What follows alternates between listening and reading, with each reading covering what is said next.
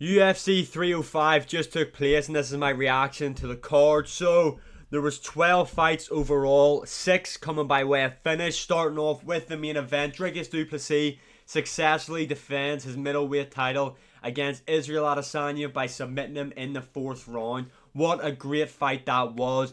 What a high level fight that was as well. Very, very evenly matched in there. It was hard to judge certain rounds. Starting off, want to say I did not expect Israel Adesanya to gas out like that. I don't think we've ever really seen that before. Now, yes, he did throw a lot more volume in there than what we've seen against Cannonier, Strickland, etc. But he visibly gassed in there. Dricus du Plessis, it kind of goes the way he normally fights. At parts in there, honest to God, it looked like Dricus was fighting underwater. But the guy's just got that dog in him. He stayed in there, even when it looked like when I was live streaming it and I was talking about it whenever I was on live, I was like, it looks like Dricus is fighting underwater. He looks slow, but he was still able to land. He's got such an unusual fight style, Dricus du Plessis, one that we have never seen before. But anyway, some of the key takeaways in there. Dricus du Plessis was able to hang on the feet with Israel Adesanya. A lot of people didn't expect that. I didn't think he would have that type of success against Adesanya on the feet, but I did think he'd be able to hold up with him on there.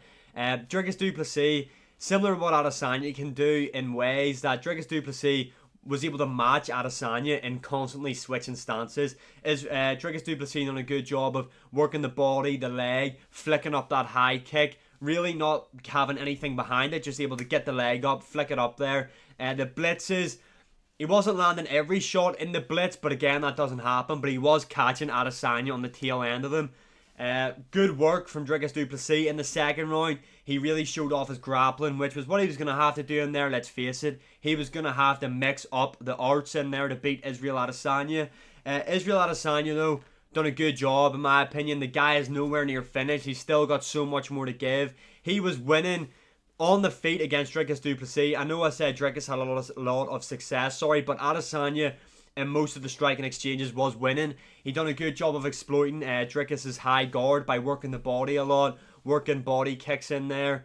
Like I said, he did get a bit more active, even in the grappling, where Dricus did have a clear advantage in there. Adesanya done everything right, working his way to the cage, building on a base. But like Dricus du Plessis said, they worked on that, so they were able to snap up the hooks right away and get on his back. Israel Adesanya had a great performance in there, but just unfortunately was beat by the better man in there. I don't want to see Israel Adesanya retire. I'm glad he hasn't retired. A lot of people are shitting on Israel Adesanya. I don't know why. I think the guy beats a lot of these guys in the middleweight division. I still think he beats Strickland in a rematch. Israel Adesanya is in a pretty unusual situation. I will make another video talking about that and what you could do with Adesanya next. What's next for Dricus du Plessis, though, is clearly the Sean Strickland rematch. I've seen a lot of people being like, Strickland beats him in the rematch. No, he fucking doesn't. Dricus will KO Sean Strickland within 2 rounds in their rematch. Great performance from Dricus du Plessis. It is this man's era. In the co-main event, Kaicar France knocks out Steve Ercik. Now, I was live talking about this. Literally before the KO happened, I was saying Steve Ercik does such a good job moving his feet, staying in range to the point where you just miss and he's just able to capitalize. After I just said that, bang, Kaicar France steps in with a right hand left hook, puts Steve Ercik down. Steve Ercik does a good job getting back up, and then it was just only a matter of time. He was visibly hurt. Kaicar France, say what you want about him, but the guy is a finisher, especially in that flyweight division. He's got multiple first round finishes. He carries power in that division, and it was on show here tonight. Kaicar France, Pantoja, book the fight next. Make it happen. Kaicar France called him out. Kaicar France clearly deserves it. Steve Ercik, maybe an Alex Perez fight, maybe a Manel Cap fight. Who knows?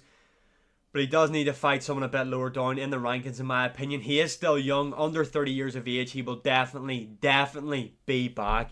Next up, Matthias Gamrot, Dan Hooker. This was a robbery. Now, I do not like to say robbery when it is a close fight, and that is what Gamrot, Dan Hooker was. Dan Hooker versus Gamrot was a really close fight, but a clear win for Gamrot, if that makes sense. I want to start off by saying Dan Hooker honestly has the worst tattoos in UFC history. I don't know what. Maybe this guy's in his MGK era. I don't know what the fuck he's doing, what is going on, but yeah, he needs to stop. But yeah, anyway, Gamrot dropped, what am I saying? Yeah, Gamrot dropped Dan Hooker in the first round. He was able to grapple with him a bit as well. Dan Hooker showed amazing takedown defense in there. Really, really improved on his grappling in there. He did hurt Gamrot in the first round as well. I said this whenever I was streaming as well. It looked like after the striking exchanges in the first round where he hurt Dan Hooker and was able to grapple with him, looked to finish it on the mat. It looked like Gamrot just completely gassed out, but I still give round 1 to Gamrot. Rounds 2 and 3 were pretty competitive. I give round 2, if I remember correctly, to Ganr as well. Round 3 was pretty close. Like I said, this was a really, really close fight. But not to the extent that Ganr didn't deserve to get his hand raised, in my opinion.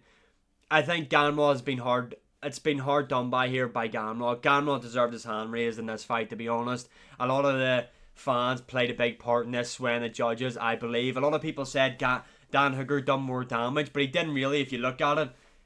Ganr busted Dan Hooker's face up, so I don't really understand that. Also, can we please, same goes to Kaicar France, Dan Hooker done it as well. Like, see that I love this shit, man, like, in between rounds. Like, just, let's stop trying to be in TikTok edits, please. Let's just stop that. Gamrot will be back. He is the boogeyman of the division, even though that sounds weird saying that because he lost to Dan Hooker. He didn't really lose to Dan Hooker, though. Next up, Tai Tuivasa, Jairzinho Rozenstruik. That judge got taken away. Thank fuck. He or she should never judge a fight again. Their eyeballs are located straight in their ass when they're watching this fight. How the fuck you give Tai Tuivasa the fight? I didn't even give Tai Tuivasa a round. Not a single round I give him in that fight. Jairzinho, again, fought the perfect fight in there. Really well. A really underutilized shot is the inside low kick. And Jairzinho Rozenstruik does a great job of that. And he has got a really good jab in there. He just outclassed Tai Tuivasa on the feet. Tuivasa landed nothing on the feet in there, in my opinion. Nothing of substance anyway. Jairzinho, great performance from him. I really do feel like this guy can offer some people a lot of problems in this division. Maybe give him the winner of Romanov, Derek Lewis. Hopefully Derek Lewis wins that one. That would be a fun fight for him. Like I said before, I think this is the last of Tai Tuivasa in the UFC. I think they will release him now. He's on a 5-fight losing streak, I believe, and I don't know who he beats inside the top 10. Unless they give him like Rebellis to Spain now to try and build his name off him, I don't know what to do. And finally, Jingliang was KO'd by Carlos Prates. Again, predicted that to happen. I did say Prates would win. He could be a pretty big star for the UFC. Wicked fan-friendly fight style. Nasty KO in there against Jingliang. Wants to fight at UFC 310, make it happen. Outside of that, the prelims, dog shit, don't really want to talk about them. Junior Tafa verbally tapped and then cried about it. Weird situation, but nonetheless, that was UFC 305. Overall, a great card, great main event. Let me know your opinions in the comments below. And as always, like, share, subscribe, comment, all that good stuff. And I'll see you again in the next one.